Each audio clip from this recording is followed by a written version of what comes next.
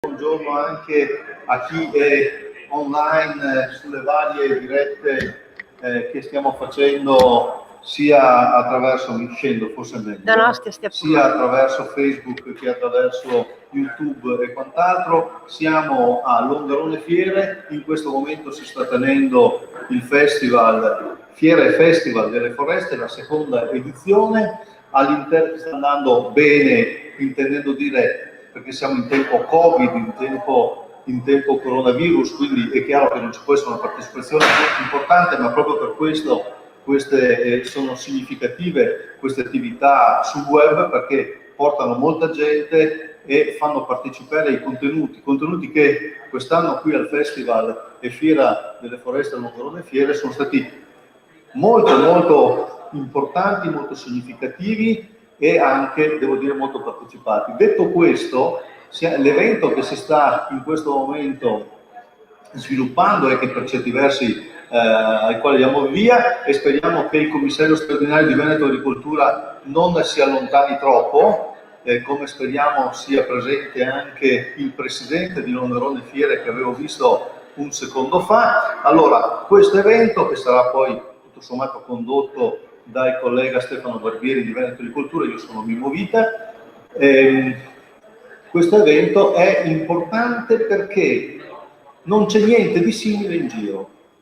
E allora il fatto che non ci sia niente di simile in giro lo rende importante soprattutto in una prospettiva futura. Questo è la seconda edizione del premio Jean Genot, l'uomo che piantava gli alberi. Per chi non lo sa, i forestali sanno benissimo questa cosa, per chi non lo sapesse appunto è l'esperienza, questo libro racconta l'esperienza avvenuta, se non ricordo male, nel secondo dopoguerra, ambientate. Ecco, va bene, comunque una storia, magari dopo Stefano ve la racconta meglio, o Giustino Mezzalira o chi sarà qui, di un uomo che poi a questo punto ha cominciato a piantare alberi, perché l'albero ha un suo significato importante, un significato che stiamo perdendo, forse abbiamo addirittura perduto, forse adesso ritroveremo. Allora Veneto Agricoltura ha pensato ad un premio Jean Genot, l'uomo che piantava gli alberi, seconda edizione.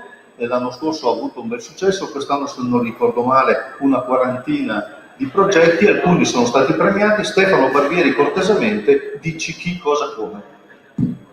Benissimo, buongiorno a tutti, sia quelli presenti in sala sia quelli presenti sul web.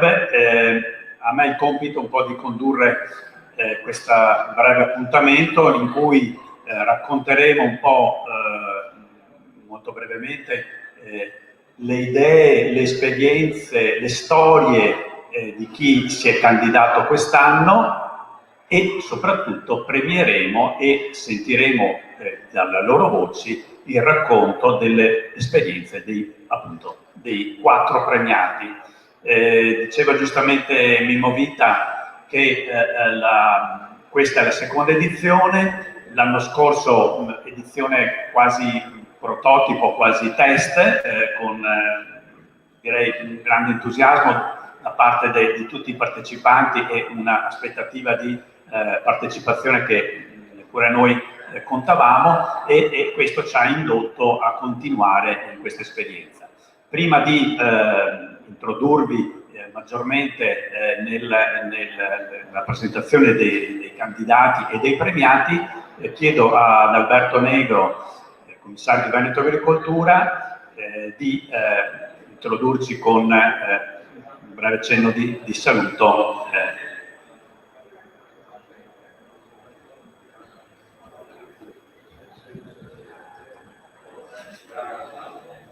Grazie Stefano, grazie a tutti anche per questa presenza in parte fisica, in parte virtuale. Giustino Mezzalira un giorno mi dice: "Do un libro da regalarti", e mi regala il libro dell'uomo che piantava gli alberi. Me lo sono letto, un libretto piccolo, sottile, non ci si mette molto a leggerlo, però racconta la storia appunto di quest'uomo che negli anni decide di piantare ogni anno un certo numero di alberi, fino a che, quando arriva alla fine della propria vita, si accorge che questo piantare alberi a sua volta moltiplicava gli alberi che crescevano, alla fine è arrivata una foresta. Quindi è un messaggio profondo quello che vogliamo dare con questo premio. Negli ultimi anni, parliamo dal 2017-18 in avanti, noi abbiamo cercato come Veneto Agricoltura, io e tutto il gruppo di lavoro di Veneto Agricoltura nel settore delle foreste, abbiamo cercato di sensibilizzare di più i cittadini, le amministrazioni, la regione stessa sul tema delle foreste. Abbiamo cominciato con firmare la Carta di Sandrigo, un impegno morale che in molti abbiamo preso. Abbiamo cercato di recuperare risorse dalla regione per questo obiettivo comune, che è quello di ritornare ad avere un po' più di foreste nella pianura padana, che una volta era quasi esclusivamente un'area di foreste. All'edizione dello scorso anno del premio Jean Junot, la prima edizione, il sindaco di Carceri afferma pubblicamente che un suo progetto stava andando talmente bene che non riusciva più a gestire, era un piccolo comune, il comune di Carceri. E questo suo progetto era quello di donare delle piante a dei cittadini perché le piantassero a casa loro. Ma la cosa stava crescendo e c'era tutta una serie di comuni che volevano fare la stessa cosa. E ha detto: io non ce la faccio più, non sono più in grado di poterlo fare.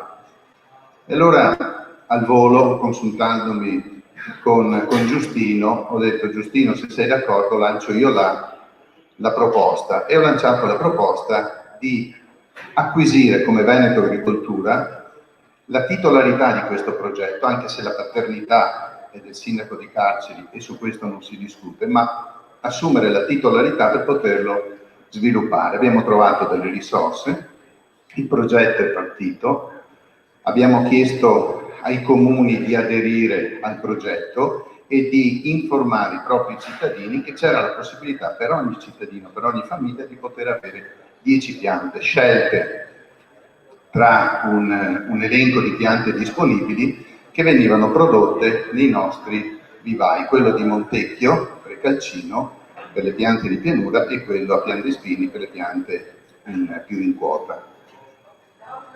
Beh, la cosa si chiude a metà ottobre. Io ho i dati della scorsa settimana e questo progetto è stato sicuramente apprezzato molto. 2/3 dei comuni del Veneto, 350 su 400 e qualche cosa, hanno aderito, e alla scorsa settimana avevamo già piazzato 55.000 delle 70.000 piantine che sono disponibili. Questo vuol dire che la cosa è stata capita, apprezzata, e non solo, andremo in overbooking certamente, per cui avremo la necessità anche l'anno prossimo di rifinanziarlo, e questo ci fa molto piacere, perché il concetto è che poi ognuno di noi deve essere Jean Junot, ognuno di noi deve piantare un albero per dare un segnale, per trasmettere a chi viene dopo qual è la sensibilità che effettivamente noi abbiamo, essere vicini all'ambiente, essere vicini, fare qualche cosa per i cambiamenti climatici è assolutamente indispensabile.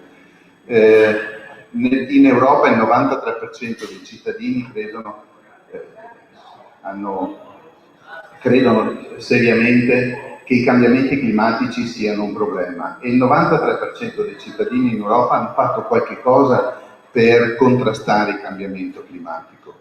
Ecco che da qui nasce anche il grande progetto della nuova Commissione europea, quello del Green Deal, che poi si trasforma nel campo dell'agricoltura from farm to fork.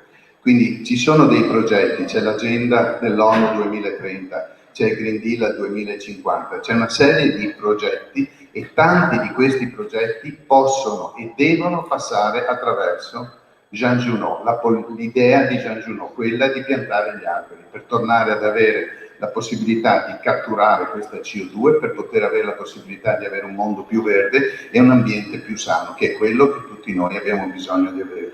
Quindi ringrazio intanto chi ha voluto partecipare a questa sfida e i complimenti ai vincitori.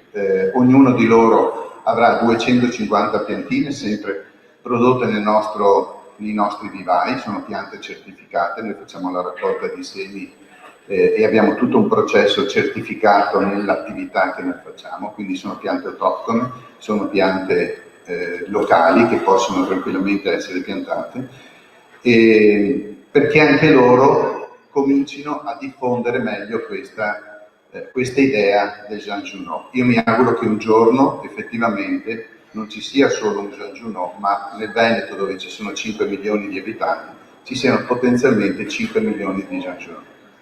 Grazie a tutti per essere qua e possiamo iniziare, credo, con le premiazioni. Grazie ad Alberto Negro, anche per averci ricordato non solo i progetti, ma anche le azioni concrete, come appunto questa del Ridiamo un sorriso alla pianura, che si sta facendo proprio in questo momento e che è un esempio di trasformare dei progetti in realtà in piantumazione di alberi. Prima di dare la parola ai 4 premiati di quest'anno, un piccolo excursus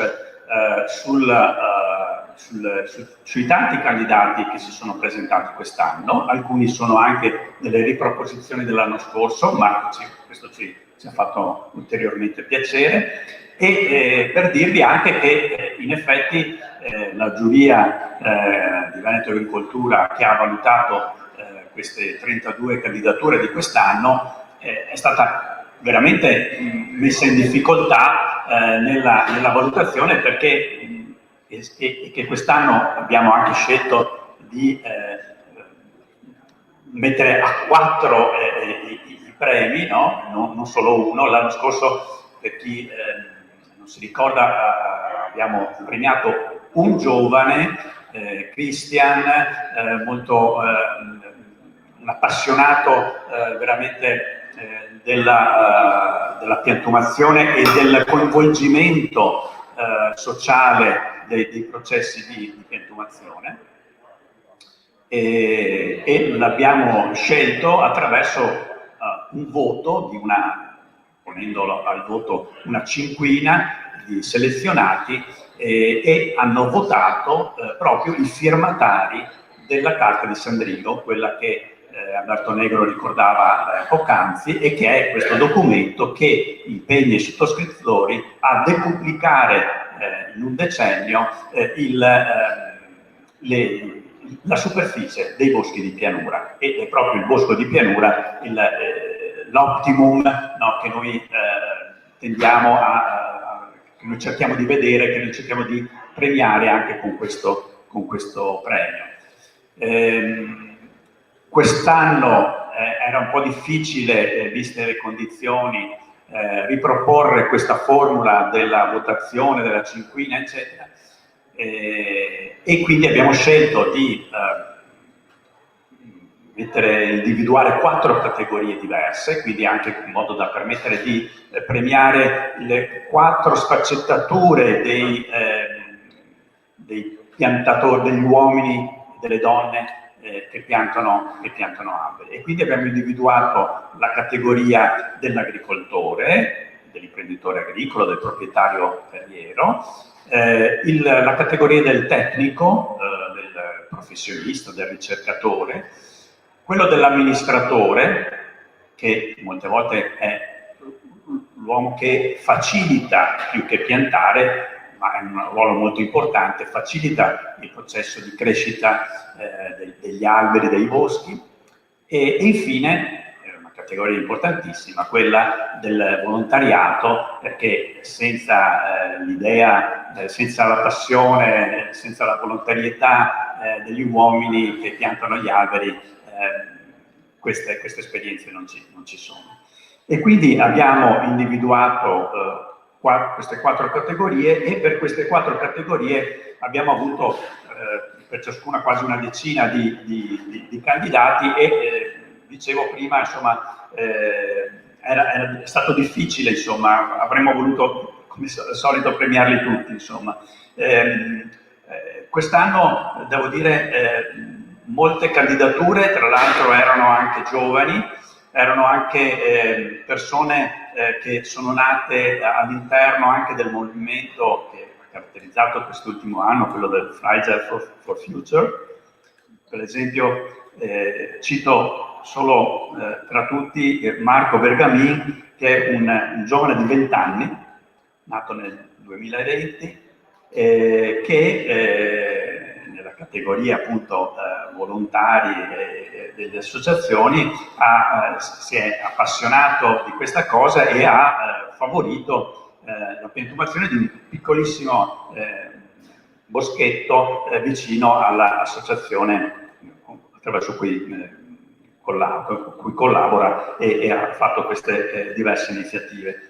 Nella categoria degli amministratori c'è stata ovviamente anche la candidatura ed era anche nella cinquina dell'anno scorso di Tiberio Buginaro, che Alberto Negro ha citato prima come sindaco di Carceri, e anche di Aldo D'Achille, sindaco di San Bellino, che erano i 2 sindaci che hanno dato vita a questa idea, a questo progetto del ridiamo un sorriso alla pianura, che poi ovviamente si è concretizzato. Insomma, poi anche Chiara Gallani, assessore a Padova, e poi nella categoria dei tecnici mi piace citare Marica Furin, che ha lavorato all'interno di un consorzio di bonifica e ha realizzato un importante progetto di piantumazione molto estesa nelle aziende agricole e nei territori del consorzio, del consorzio di bonifica Delta Po, ma anche sempre per sottolineare come l'aspetto della passione fosse un elemento proprio caratterizzante di molte delle candidature. Cito anche Marco Damiani, perché è un giovane laureato che ha nella sua storia, nella sua presentazione, fin dall'età di 15 anni si è impegnato nel territorio dell'Abruzzo, e sottolineo che questo non è un premio che premia solo veneti, ma si allarga a tutti i territori italiani e perché no anche esteri, e nei territori dell'Abruzzo, difficile territorio, si è dedicato alla piantumazione di territori, di appezzamenti abbandonati, ma fin da giovanissimo. E poi, per finire, nella categoria degli agricoltori abbiamo avuto altre bellissime candidature. Cito quella di Franco Zecchinato, per chi conosce il movimento dell'agricoltura biologica, sicuramente è un pioniere dell'agricoltura biologica, e ovviamente come tutti gli agricoltori biologici sanno, il ruolo della siepe, delle aree naturali all'interno dell'ecosistema, dell'agroecosistema dell'azienda, hanno un ruolo importantissimo. O ancora Ludovico Giustiniani, con la sua azienda a Borgoluce a Susegana, ha fatto importanti realizzazioni che hanno un impatto importante anche su quel territorio di Prima Collina. Insomma. Ecco, potrei citarne tante altre, e mi scuso per chi non cito in questo momento, ma solo per un problema di sintesi, ma che vorremmo e ci impegniamo come Veneto Agricoltura a dare evidenza e a portarle nel nostro sito e anche nelle altre iniziative che Veneto Agricoltura fa. Sapete che Agricoltura molto attiva nel campo della formazione, dell'informazione, e quindi porteremo queste esperienze nei nostri eventi, nelle nostre iniziative. Ma entriamo nel cuore di questa iniziativa. Sì, e quindi diamo adesso la parola ai 4 premiati. Il titolo del premio è Jean Genot, l'uomo che piantava gli alberi, perché questo è il titolo del libro di Genot, che è appunto l'autore italo-francese, ma ovviamente quando parliamo di uomo parliamo della specie umana, insomma, e quindi ovviamente ci fa piacere anche dare evidenza all'impegno che le donne mettono in questo progetto di ritorno dell'albero nei nostri ambienti. E quindi ci fa piacere che nella categoria agricoltori, agricoltrici, in questo caso, abbiamo individuato appunto una agricoltrice, non so se lei ama la declinazione femminile del termine, Giulia Da Sacco, che ha un'azienda in provincia a Verona proprio, la motivazione che abbiamo dato per questo premio è per l'originale realizzazione di un bosco aziendale finalizzato all'attività di asilo nel bosco, coniugando quindi l'attività imprenditoriale con quella educativa per una fascia d'età, tra l'altro molto particolare, quella di 3-6 anni, e per aver poi dato evidenza di questa sua esperienza anche attraverso i canali, diciamo, sociali in cui Maria Giulia è impegnata, cioè quello dell'Associazione Italiana Architetti del Paesaggio, di cui è socia, e dell'Associazione Giardini Aperti, di cui è proprio presidente. Maria Giulia non può essere presente questa mattina qui con noi, ma ha delegato Anna Faccioni, che è una giovane collaboratrice dell'azienda e che ci presenterà, poi ci presenteranno anche gli altri premiati, con poche slide, mi raccomando, in poche parole, appunto questa particolare esperienza dell'asilo nel bosco. Buongiorno a tutti, grazie a nome di Maria Giulia e dell'azienda agricola La Valverde per questa occasione, per questa iniziativa. Io appunto sono Anna, sono appena laureata all'Università di Padova e nell'ambito universitario ho conosciuto Maria Giulia e il bosco dell'azienda agricola La Valverde attraverso un tirocinio. E innanzitutto vi presento Maria Giulia Da Sacco, è architetto paesaggista con più di 30 anni di attività nella progettazione di spazi verdi sia privati che pubblici. Inoltre è socio ordinario AIAP ed è stata segretaria della sezione AIAP Triveneto ed Emilia Romagna dal 2017 al 2019. Dal 2019, come accennava Stefano, è presidente dell'Associazione Giardini Aperti Verona, che punta alla sensibilizzazione del verde e del paesaggio in città. L'intervento di riforestazione che ha interessato l'azienda agricola ha avuto avvio nel 2001 ed è un progetto paesaggistico tra agricoltura e sviluppo urbano, in quanto, come si può vedere nella foto in basso a sinistra, la città man mano nel tempo si è espansa fino ai confini dell'azienda agricola. Un tempo la villa dell'azienda era circondata da pochi alberi, ma poi a partire dal 2001, grazie anche a dei finanziamenti europei, è potuto nascere questo bosco. Questo bosco che si può suddividere in bosco da legno in 4 ettari, ci sono 4 ettari di bosco da legno e 1,5 ettari di bosco naturaliforme, con una ricchezza di numerose specie autoctone, arboree. E il bosco è nato con precise motivazioni, con precisi obiettivi a livello locale, nazionale e sovranazionale. Alcuni di questi sono appunto l'aumentare le aree boschive, il reintrodurre elementi tradizionali del paesaggio rurale, abbassare il CO2, insomma tutti quei vantaggi che possono dare le aree boschive. Man mano che il bosco è cresciuto, non senza difficoltà, perché ad esempio nel 2003 c'è stato un periodo di siccità e Maria Giulia ha dovuto diciamo, combattere anche con questo. È cresciuto il bosco e al suo interno sono potuti nascere una fattoria didattica e un asilo nel bosco. La fattoria didattica offre dei percorsi botanici per i ragazzi delle scuole elementari, scuole primarie e per i bambini della scuola dell'infanzia. Sono dei percorsi in cui i bambini possono immergersi nella natura e nella natura trovano un ambiente che li accoglie in libertà, in cui loro possono sperimentare tutti i loro sensi. Questi percorsi si realizzano durante tutto l'anno in qualsiasi condizione atmosferica e ovviamente sempre all'aperto.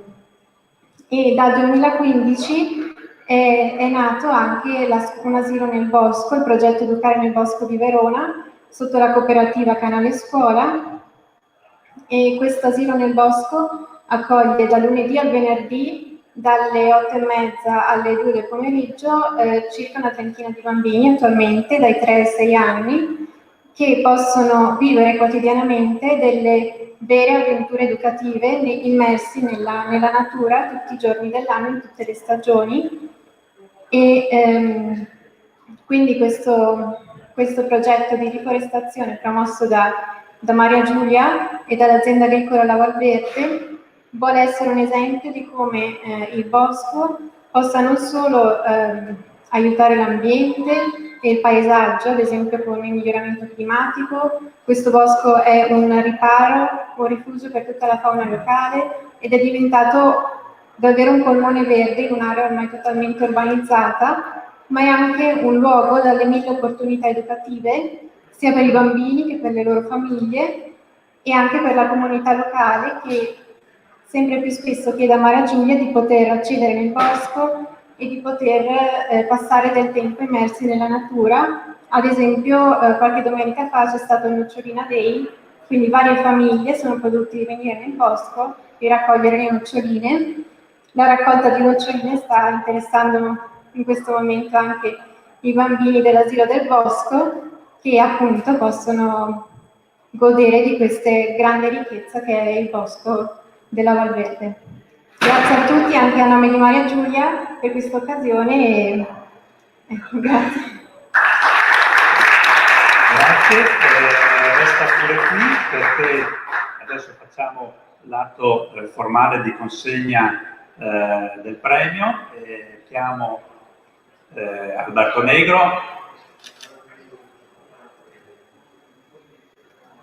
Intanto ti do questa umilissima pergamena molto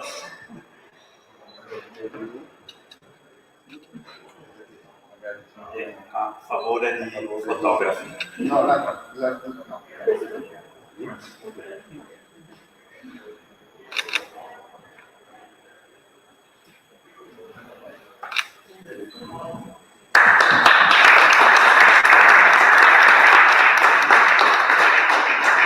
Bene, grazie e complimenti ancora a Maria Giulia e anche e soprattutto a Anna Faccioni e un in bocca al lupo anche alla sua carriera di studio e di lavoro.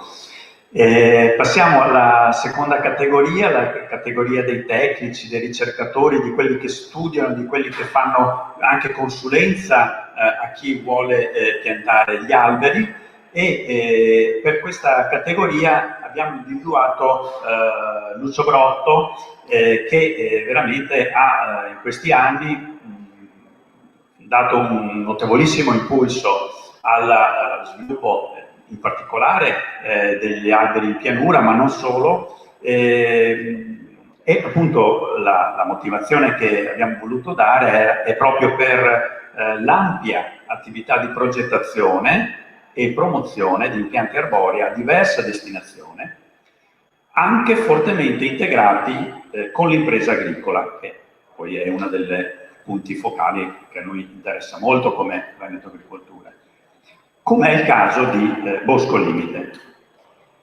E ancora attraverso l'originale progetto Wow Nature, sviluppato da Etifor, che è lo spin-off dell'Università di Padova, di cui Lucio Brotto è socio fondatore.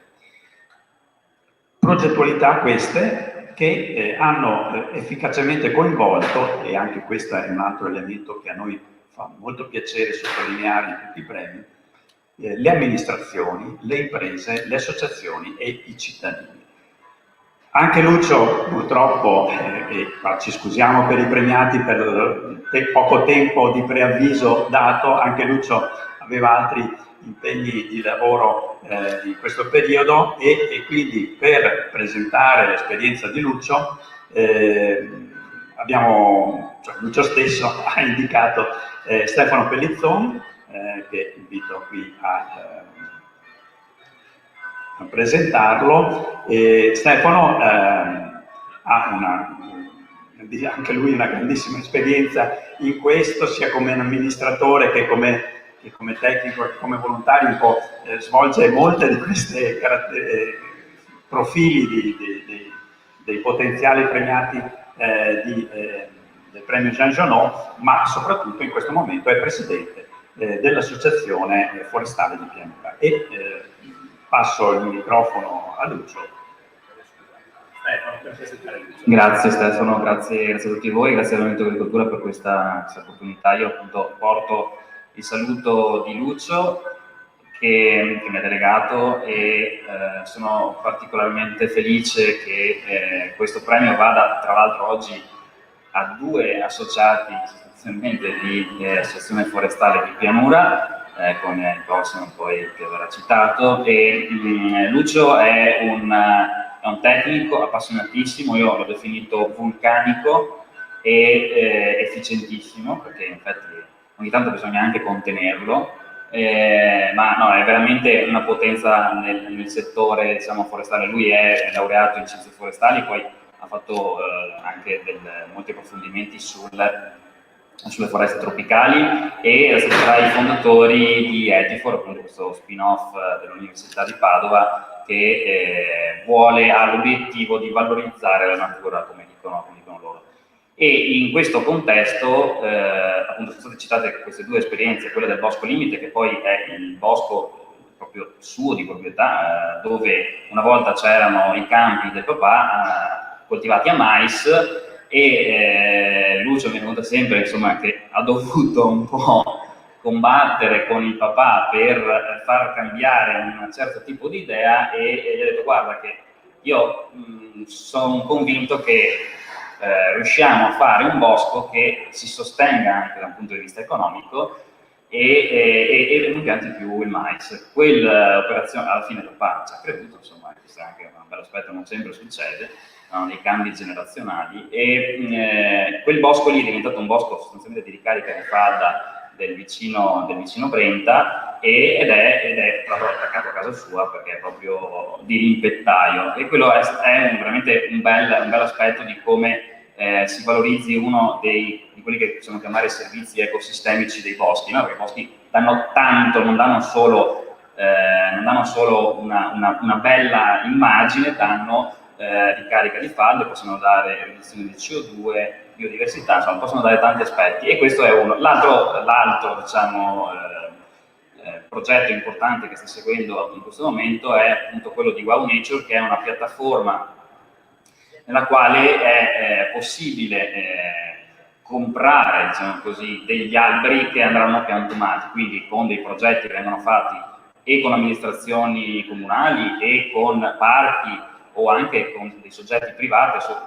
L'ultimo, uno dei più recenti, è appunto con il comune di Padova, dove sono fatte tutta una serie di piantumazioni, e la cosa interessante appunto è che è il cittadino stesso, quindi una cosa che poi parte dal basso, che paga, sembrerà incredibile, no? Ma paga per piantumare un albero, e oltre a sembrare incredibile in realtà ha una ottima efficacia, perché poi sono state vendute tutte le piantine, vengono regolarmente, insomma, vendute, e è anche diventata un po' una tendenza, no, per Natale, invece che regalare tanti amenicoli, più di qualcuno, tra cui il sottoscritto, ha deciso di regalare ai colleghi e agli amici degli alberi, che è un simbolo molto più importante di tante, insomma, cose di cui ci circondiamo. E l'altro aspetto interessante di Wow Nature è che poi consente non solo di piantumare nuovi boschi, ma anche di prendersi cura di questa è una parte più recente, prendersi cura di quelli esistenti, perché noi sappiamo benissimo, anzi poi chi è tecnico lo sa meglio di me, è importantissimo piantare gli alberi, è importantissimo avere nuovi boschi, ma è anche importante poi saperli gestire in maniera sostenibile, peraltro, no? È assolutamente importante. E quindi ora c'è questo secondo filone per cui anche lì i cittadini possono decidere di compensare la loro impronta di CO2 e sostengono i boschi esistenti. Ecco, quindi è un interessante, insomma, panorama di quelle che sono insomma, delle nuove anche modalità, no? Perché Veneto Agricoltura sta facendo moltissimo, io li ringrazio il direttore, ringrazio tutti i tecnici perché hanno diciamo, implementato negli ultimi anni un'importante attenzione nei boschi, e si citava prima un sorriso per la pianura padana, ma anche con il diciamo, rifinanziamento della legge 13/2003 che riguarda i boschi di pianura. Scusate se lo cito, ma essendo presidente di sezione di boschi di pianura mi viene facile. Ecco, questo aspetto pubblico è importantissimo perché a mio avviso il pubblico deve anche tracciare, dare delle linee guida, delle rotte, però possiamo avere anche il privato, quindi l'esperienza di Veneto, ma ce ne sono anche altre, non è l'unica, che riescono insomma in questo caso ad instaurare un circolo virtuoso, per cui veramente è un aspetto molto interessante. E le candidature che sono, anzi i premiati che sono oggi, ma anche le candidature che sono state, rappresentano veramente un bel mondo e rappresentano un mondo che fortunatamente da questo punto di vista sta cambiando. Grazie. Grazie Stefano e grazie Lucio. Tornate qui perché passiamo alla premiazione e chiedo a Gianangelo Bellati, Presidente della Fiera in Garone, di consegnare il premio nelle mani di Stefano Pellizzon, ma nelle mani virtuali di Lucio Brotto, premiato Jean Genot 2020 nella categoria tecnici. Bene.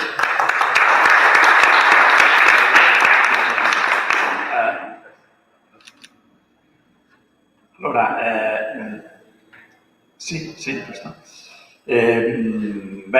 Forse mi sono dimenticato di dire, voi vedete che premiamo con un albero, una pianta, ma ovviamente è solo un simbolo perché, come forse ricorderete dal bando del premio, il premio consiste in 250 piante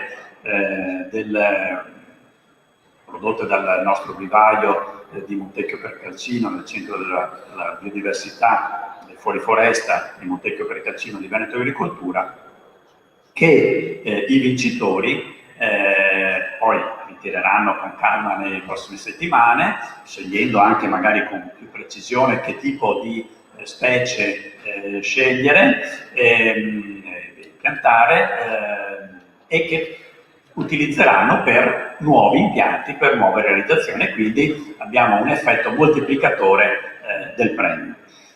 Passiamo alla terza categoria, quella degli amministratori pubblici, che come dicevo all'inizio hanno un ruolo importantissimo nel favorire questi processi di nuova piantumazione, e quest'anno in questa categoria abbiamo individuato Marcello Basso come il soggetto premiato. Marcello è già stato sindaco del comune di San Stino di Livenza, oltre che essere stato anche ovviamente senatore, ma la sua figura in questo caso è stata significativa proprio nel suo ruolo di amministratore a San Stino e, come dice la motivazione, per la pionieristica e lungimirante azione sviluppata fin dagli anni 90, quindi ben una trentina più di anni fa, finalizzata alla realizzazione con il Bosco di Mandiziole e Pressacon, che è appunto il comune di San Stino, nel Veneto orientale, di una delle prime e più significative opere di rimpianto di bosco planiziale, sono oltre 100 ettari. E la particolarità di questo intervento è che quel progetto ha integrato in un originale processo amministrativo il ruolo dell'ente locale, dei proprietari e degli agricoltori. Ed è stata poi prodromica questa azione per lo sviluppo di tante altre e speriamo ancora di più realizzazioni che poi hanno dato vita e si sono coordinate nell'Associazione Forestale di Pianura che Stefano Pellizzon ci ha ricordato prima. E quindi chiamo qui Marcello Basso per presentarci, raccontarci dalle sue parole e non dalle mie questa esperienza. Mi pare che Stefano Pellizzon abbia alcune slide. Buongiorno a tutti, io ringrazio gli organizzatori, Veneto Agricoltura. Mi corre l'obbligo di ringraziare anche l'amministrazione attuale di San Stino di Vivenza, il sindaco Matteo Cappelletto e qui presente Stefano Pellizzon. La cosa mi è giunta un po' inaspettata e mi fa molto onore. E la estendo a quelli che sono stati gli amministratori di allora. Il sindaco non prende da solo le decisioni, ma le prende assieme a chi con lui conduce l'amministrazione della comunità locale.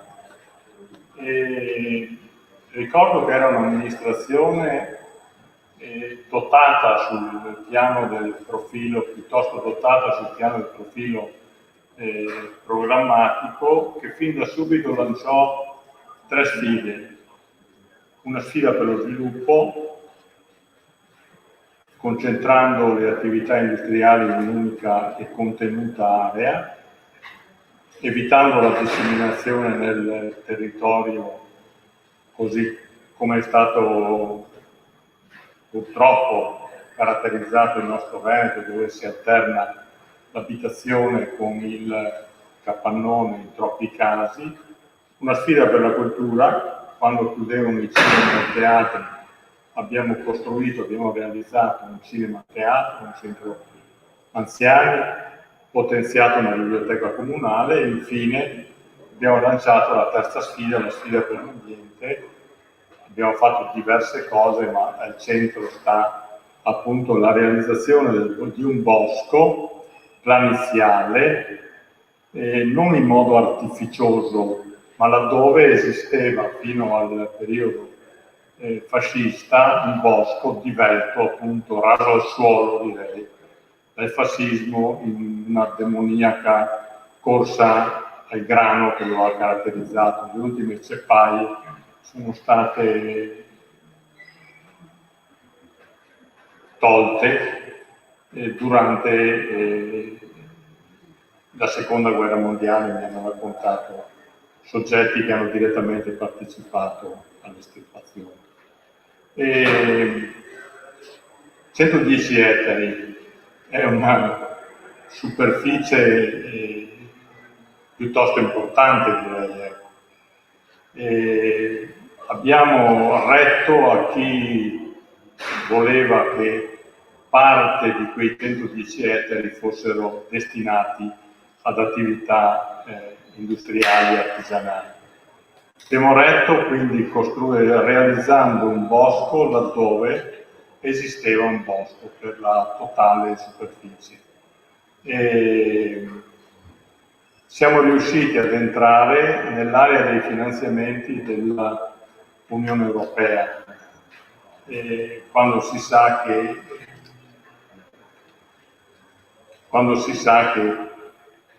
si sono persi fondi su fondi per la mancanza di progettazione. Eravamo negli anni 90. Noi siamo entrati in quell'area, abbiamo messo a dimora 173.000 piante, abbiamo realizzato, forse a questo si riferiva chi mi ha preceduto, i patti in deroga con i fittavoli.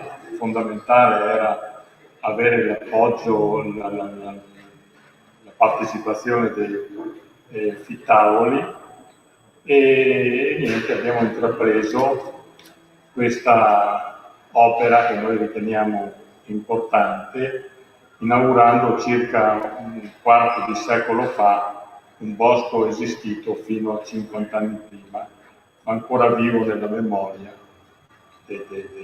delle persone viventi, un bosco che aveva lasciato tracce di sé in antichi documenti e in preziosi mappali.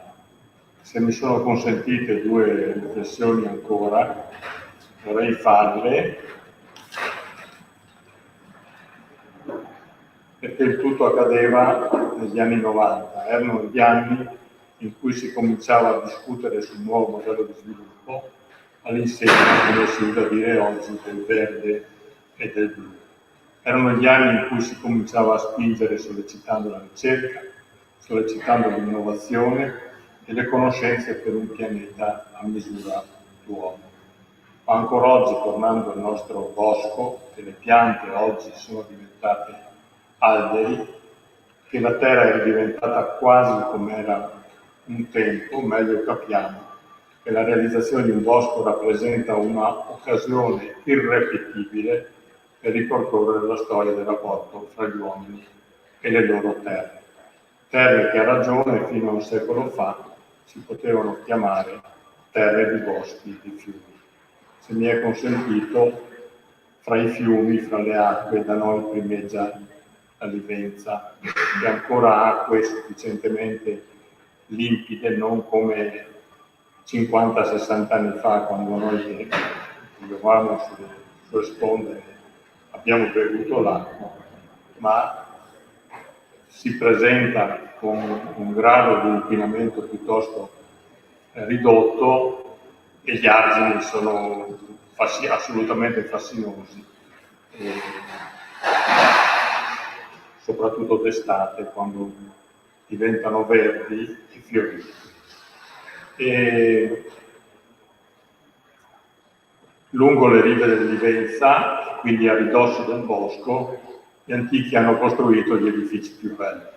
Quando dico edifici più belli mi riferisco a un castello del 1000 e una chiesa cinquecentesca di Corbolone, che è un vero e proprio scrigno di opere d'arte.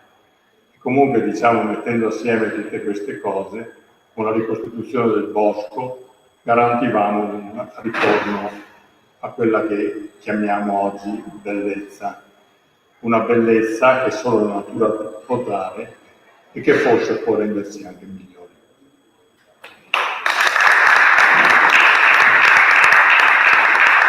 Grazie. Chiamo per la premiazione di nuovo sul palco Stefano Pellizzon, che si è messo la fascia tricolore perché, come si diceva prima, è anche amministratore, proprio raccoglie il testimone non come sindaco ma come assessore del comune di San Stino, e quindi riteniamo giusto che la premiazione sia proprio fatta da amministratore ad amministratore. Prego.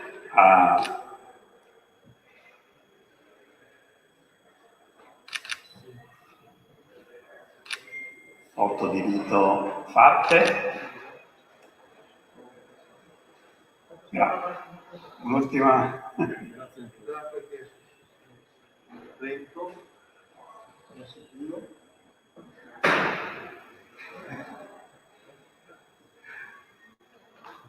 Ecco, grazie ancora. Chiamiamo adesso qui per l'ultimo, ma come si dice, non di minore importanza, categoria di premio, la categoria con il termine volontario, no? Perché noi una particolarità del premio Jean Genot è che è un premio alla persona, perché è l'uomo che piantava gli alberi, o la donna, come abbiamo visto anche oggi. Non diamo premi ad enti, associazioni, perché vogliamo sottolineare proprio l'impegno della persona che molto spesso, anzi quasi sempre, insieme a tanti altri, e questo è un grandissimo valore, porta avanti questa passione e questo impegno. E quindi il premio della categoria volontario quest'anno va a Carletto Bettio del Bosco di Lugano, che siamo già qui, e dice la motivazione per la passione, la perseveranza poste nell'opera di realizzazione, attraverso un ampio movimento associativo, del Bosco di Rubano, Padova. Un originale processo di rinaturalizzazione di un'area di ex cava, iniziata fin dagli anni '80, anche in questo caso ha i suoi anni, una storia che ha i suoi anni, e che oggi è organizzata nel parco etnografico di Bosco di Rubano, e in cui in quest'area si integrano aree boscate, aree lacustri, c'è un laghetto, una fattoria didattica, orti sociali, quindi molte anche iniziative culturali, eventi di sensibilizzazione ambientale. E lascio adesso la parola a Carletto Bettio per raccontarci la sua storia.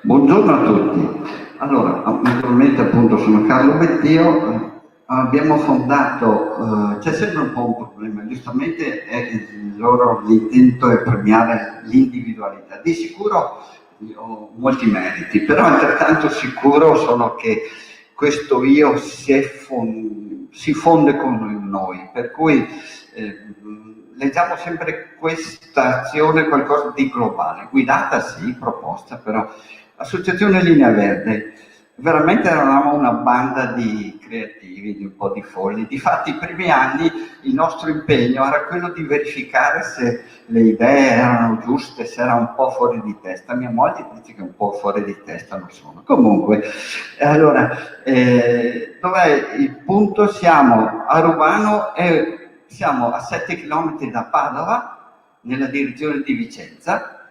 Stiamo parlando di un'ex cava, stiamo parlando appunto di un collettivo che ha piantato le piante, non è un singolo, dopo spiegheremo meglio. Vedete, c'è stato anche un collettivo dal punto di vista culturale. Quella frase lì che abbiamo, vedete sotto, le città rubano i boschi, Rubano ha un bosco. L'abbiamo trovata nel libro dei visitatori che ha giocato sul nome del nostro comune. Qual è l'oggetto della nostra riflessione?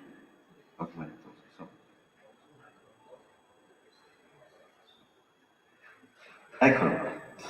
Ecco. Allora, noi possiamo dire che la nostra idea, il nostro oggetto di riflessione è stata questa ex cava. È iniziato lo scavo nel 1975, capite che siamo un po' vecchi, ecco. Lo scavo è terminato nel 1985. Sono stati 10 anni di riflessione.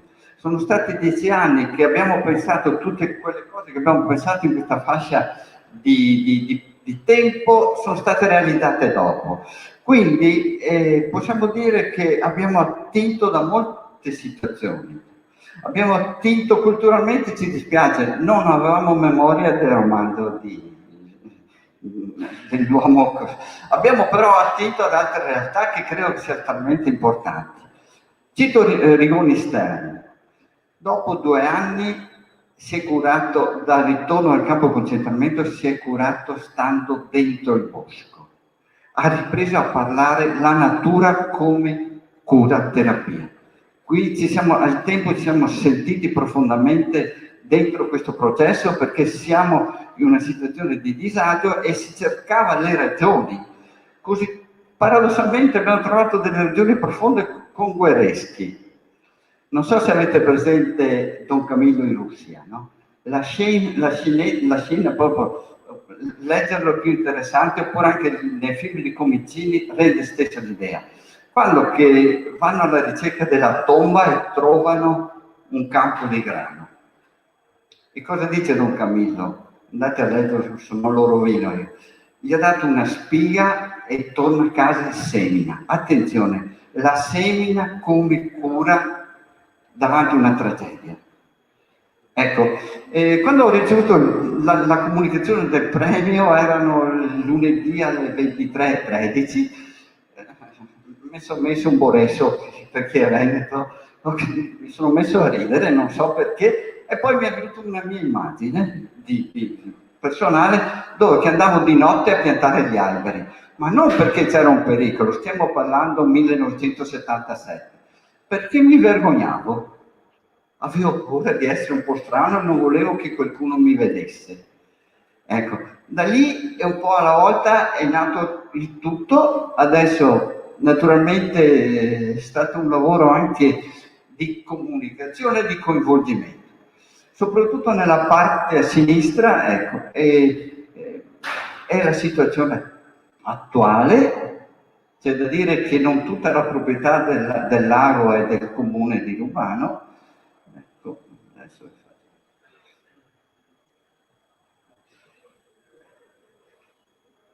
sono un po' lento, scusate. Ecco, la struttura, cioè praticamente possiamo dire che abbiamo percorso lo stesso percorso che viene nel romanzo. Siamo partiti dal bosco e siamo arrivati che le persone sono ritornate ad abitare i villaggi.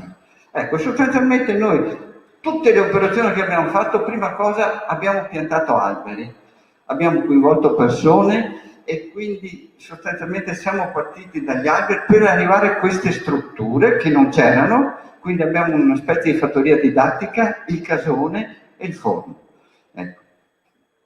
Poi ci sono altre cose, adesso vediamo.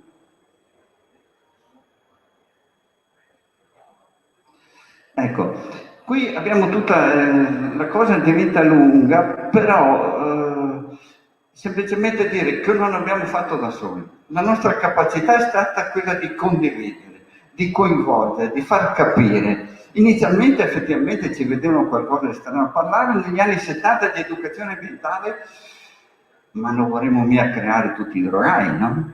Cioè, questo era uno dei problemi, nel senso che se tu facevi ragionare, guardate che i bambini dobbiamo far vedere gli animali e farli toccare, creare un'emozione.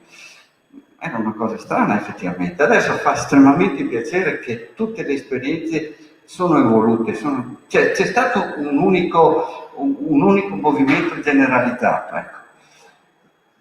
Tra l'altro, ecco, sì, adesso ritorno un po'.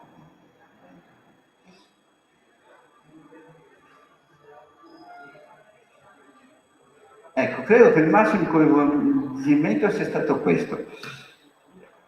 La verifica costante di quello che facevamo parlando con la gente.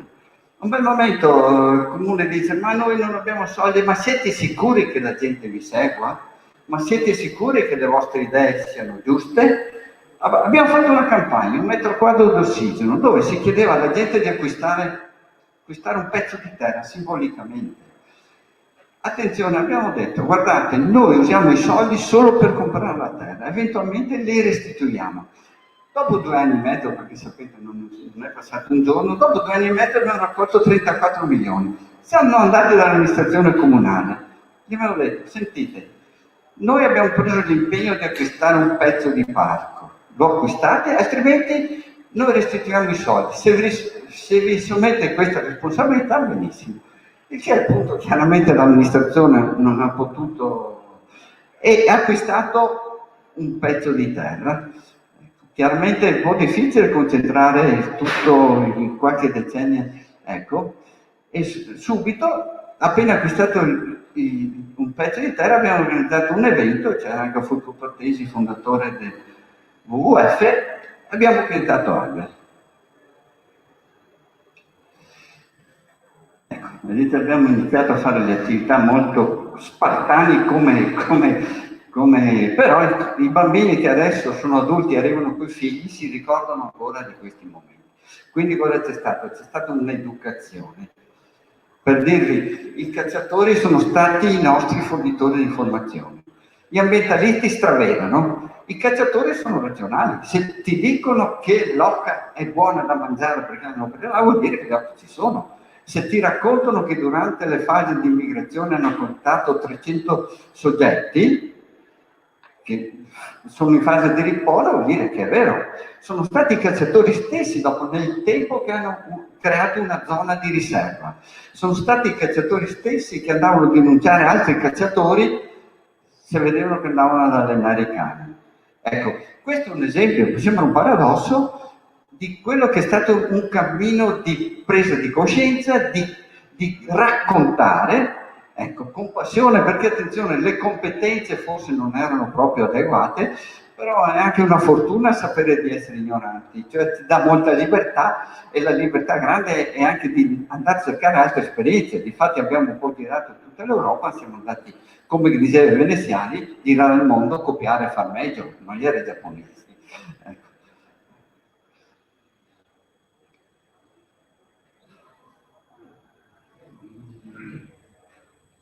Ecco, c'è stato un susseguirsi di feste. Ecco, lì sotto nel riquadro ultimo vedete quello che è attualmente una parte naturalmente.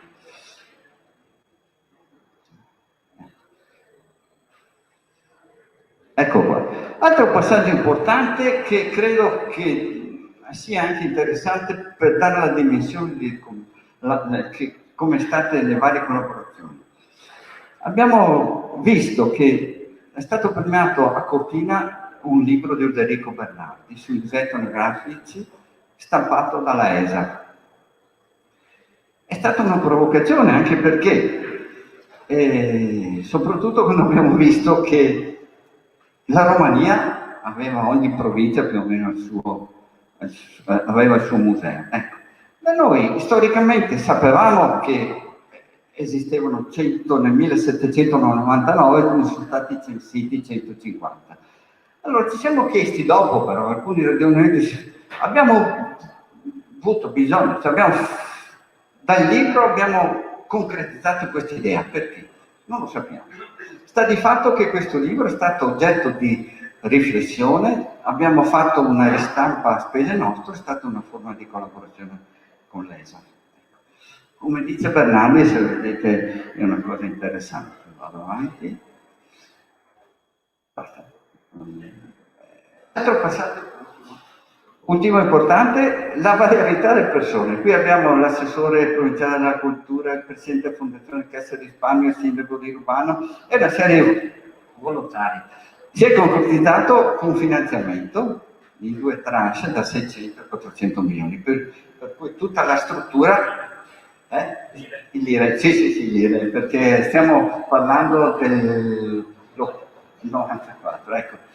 Altre forme di didattica, naturalmente, è chiaro. Ecco. Ultima cosa, che questa è un'idea che vorrei lanciare a Veneto Agricoltura. Ma avete mai provato a valutare l'importanza degli orti sociali, anche in termini numerici?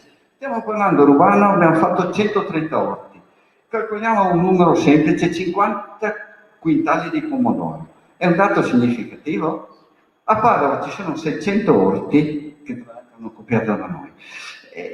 È un dato significativo, credo che sia i primi segni di una agricoltura di prossimità. Dovremmo un po' studiare. È venuto anche in visita Carlo Petrini, fondatore di Slow Food. No? Abbiamo lanciato l'idea della casa delle conserve. Ecco, questa potrebbe essere una forma di evoluzione degli orti sociali. Attenzione, perché c'è passione, c'è impegno e c'è anche lungimiranza. Io ho trovato gente di 60 anni, 70 che sogna di organizzare meglio, di fare comunità. Ecco, potrebbe essere un tema prossimo premio sugli orti sociali.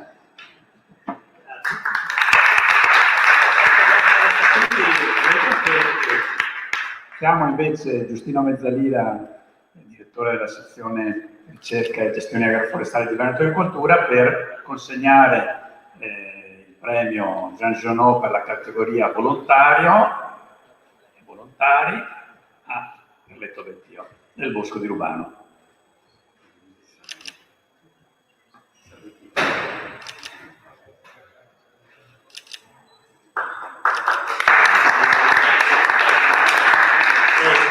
Restate qui anche voi. Restate qui anche voi, anzi mettiamoci davanti e chiamo anche gli altri premiati. No, mettetevi pure davanti al tavolo, che così vi vedete meglio. Chiamo anche Marcello Basso, Anna Faccioni per Giulia Sacco, Stefano Gazzon. Sì, così facciamo più scena. Stefano Pellizzon per Lucio Brotto, così ci siamo tutti, siete qui davanti, magari anche con il direttore di cultura,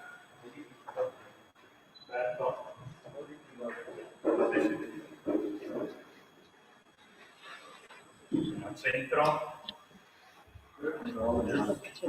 abbastanza vicini ma non troppissimo. Ci siete tutti? Benissimo. Una foto per il studio con la bandiera? Si può anche.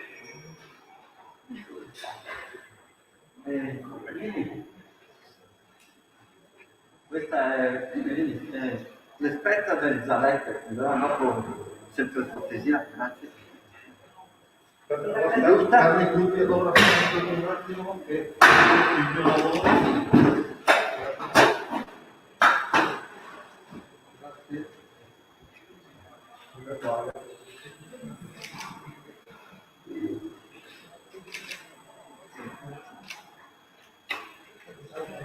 Grazie.